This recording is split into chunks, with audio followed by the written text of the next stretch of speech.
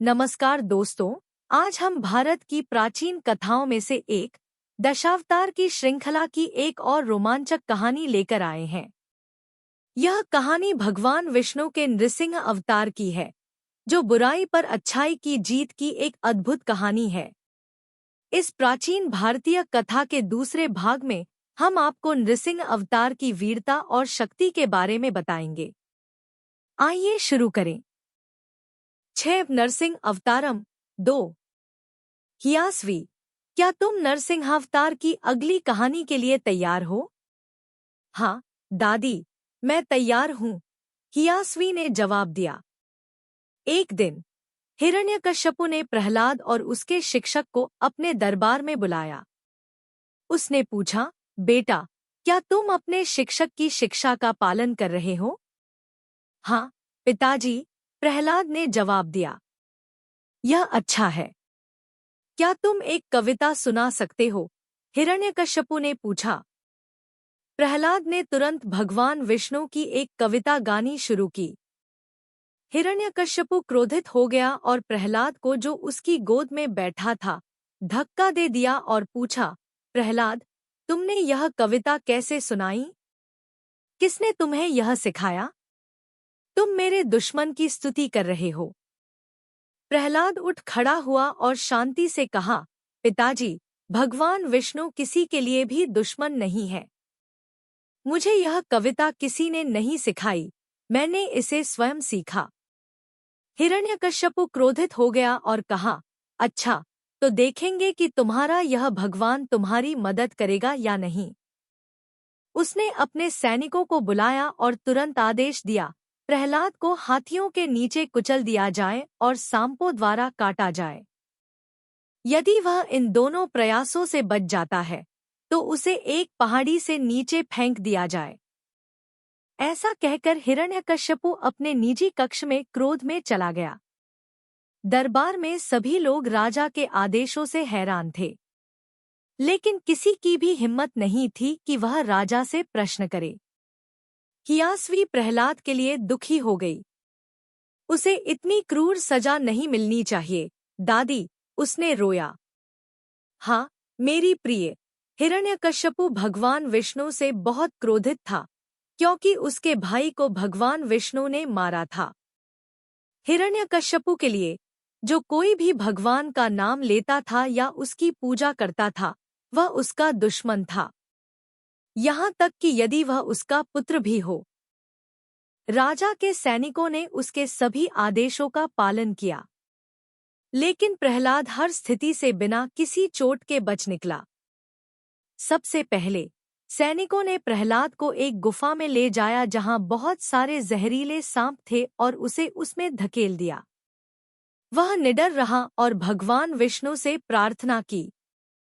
गरुड़ पक्षी, जो भगवान विष्णु का वाहन या वाहिका भी कहा जाता है, आया और प्रहलाद को बचाया। उसने सभी सांपों को मार डाला। सैनिक हैरान थे। फिर उन्होंने प्रहलाद को हाथियों के पास ले जाया। उन्होंने प्रहलाद को हाथियों की ओर धकेल दिया, उम्मीद करते हुए कि कोई हाथी आकर उसे कुचल देगा। प्रहलाद ने फिर से भगवान का नाम लिया। इस बार सभी हाथी नीचे झुक गए और प्रहलाद को प्रणाम किया। एक हाथी ने उसे अपनी सूंड से उठाया और अपनी पीठ पर बैठाकर उसे घुमाने ले गया। हियास्वी को यह बहुत मजेदार लगा और उसने हंसना शुरू कर दिया। सैनिक हाथियों के व्यवहार से हैरान थे। उन्होंने प्रहलाद को पकड़ लिया और एक पहाड़ी पर ले जाया। प्रहलाद ने फिर से भगवान का नाम लिया। जब सैनिकों ने उसे पहाड़ी से नीचे धकेला, भगवान विष्णु स्वयं प्रकट हुए और प्रहलाद को अपनी बाहों में पकड़ लिया। फिर उन्होंने प्रहलाद को सावधानी से जमीन पर रखा और गायब हो गए। दादी, क्या भगवान हमेशा हमारी रक्षा करते हैं? हियास्वी ने पूछा। हाँ मेरी प्रिय, भगवान हमेशा उन लोगों की रक्षा करते हैं जो उस पर विश्वास करते हैं। क्या तुम जानते हो कि सैनिकों ने अगला क्या किया? उन्होंने प्रहलाद को एक नाव पर बैठाकर समुद्र के बीच में ले जाया और उसे अंदर फेंक दिया। एक बड़ी लहर अचानक से आई और प्रहलाद को किनारे पर ले जाकर रख दिया। सैनिक हैरान थे। उन्होंने राजा के सभी आदेशों का पालन किया, लेकिन प्रहलाद हर स्थिति से बिना किसी चोट के बच निकला। वह भगवान विष्णु के गीत गा रहा था। शाम होने वाली थी। सैनिक वापस महल में गए और राजा से कहा, महाराज, हमने आपके सभी आदेशों का पालन किया, लेकिन प्रहलाद हर सजा से सुरक्षित निकला। अच्छा, ऐसा है? हिरण्यकश्यपु ने संदेह से पूछा। हाँ, भले ही वह एक छोटा लड़का है, लेकिन वह न तो डरा हुआ था और न ही थका हुआ था।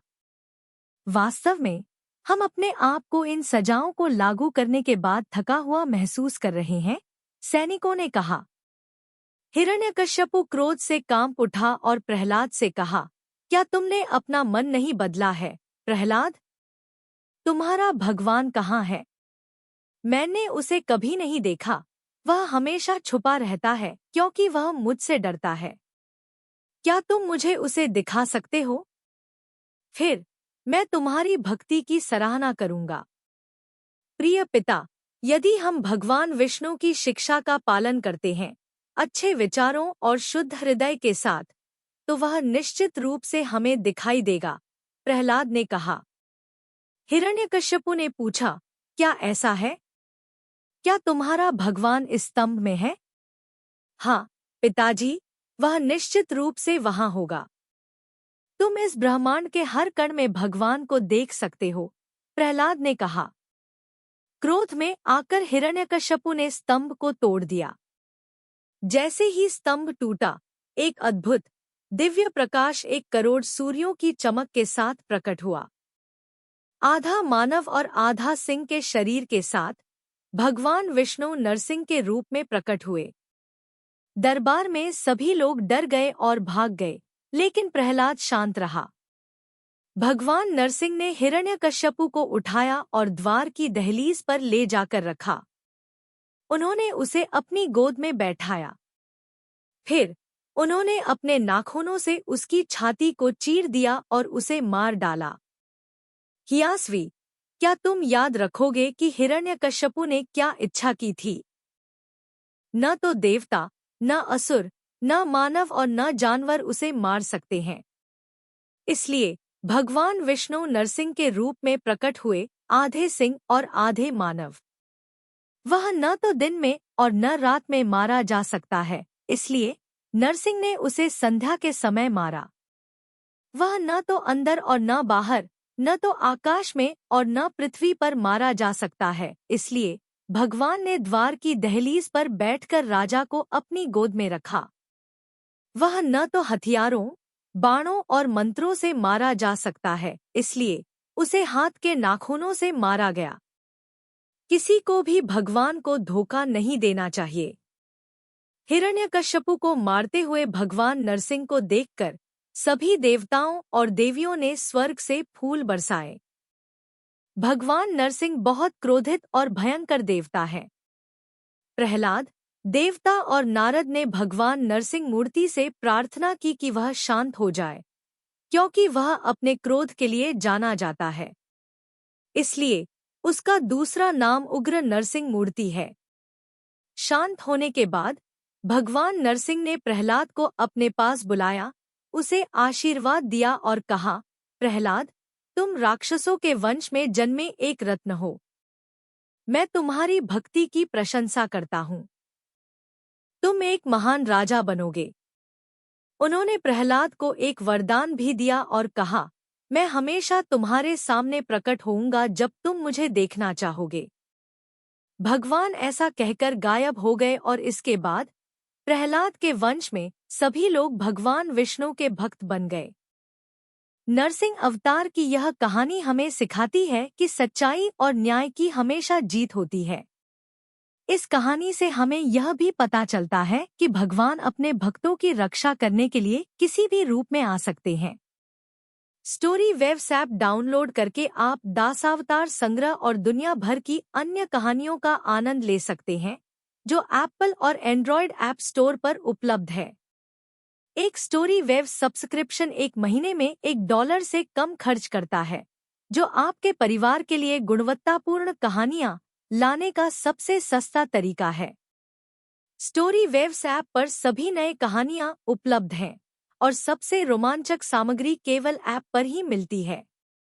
हमारे YouTube चैनल को सब्सक्राइब करें और इंस्टाग्राम, टिकटॉक और स्पॉटिफाई पर स्टोरी वेव्स को फॉलो करें ताकि आप आगामी सामग्री के बारे में अपडेट रहें। धन्यवाद आपका यह कहानी सुनने के लिए, समय निकालने के लिए।